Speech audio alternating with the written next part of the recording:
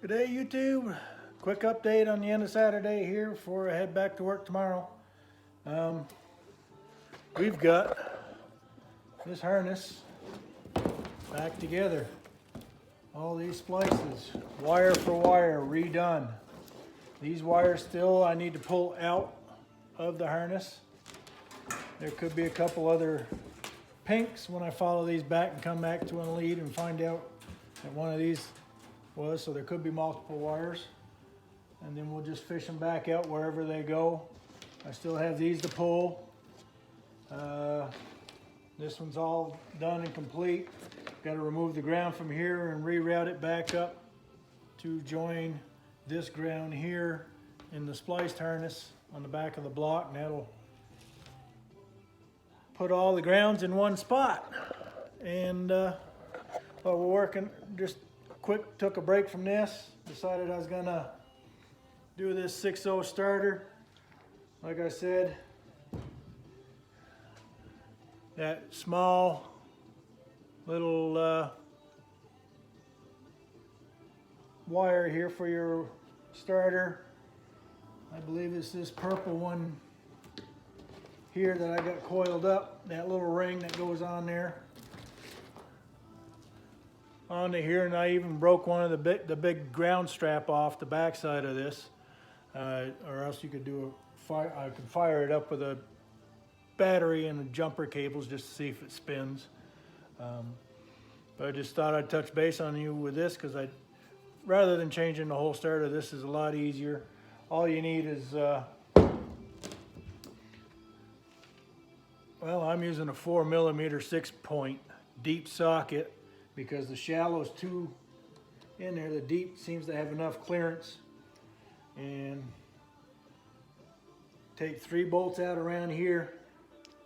I got one left to put in. I'll get that started here by finger.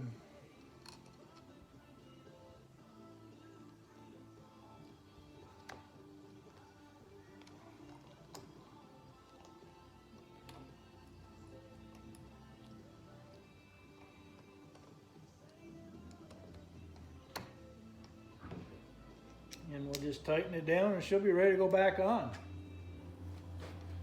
It's got a little spring in there. You want to make sure you catch your thing so this comes in and out when it does fire. Right now it's not pulling out, so we know we're caught.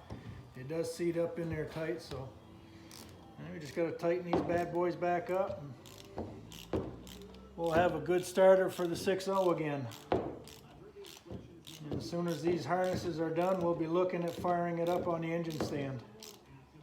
I haven't done anything with LS Droid this week. I probably should have, I just haven't. Hope maybe next week we'll get the vats off of that. Not a big deal, we're close, we should be able to do it, just haven't done it yet.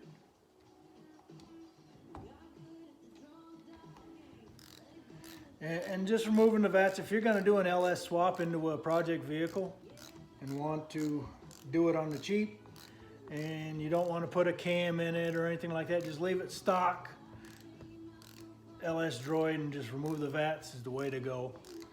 Other than that, you know, with Tuner Pro, you can tune with it, but it's going to be a bear because you can't get your live data off of it without a wire.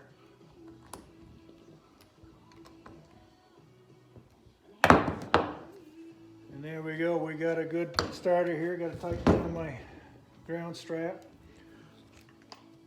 And that'll all be good.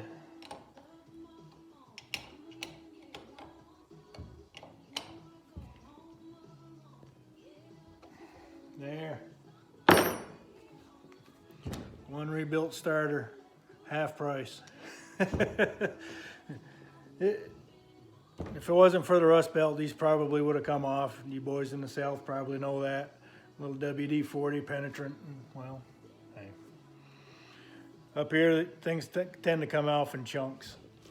So, all right, that's it for this week. We'll see you next week. Like and subscribe, folks.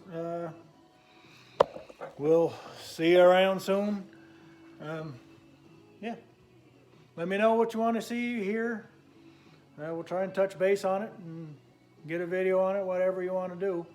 I'm going to attempt to get my desiccant filter here in my shop airline system so I can rid moisture and be able to do some primer and paint work on my daily driver.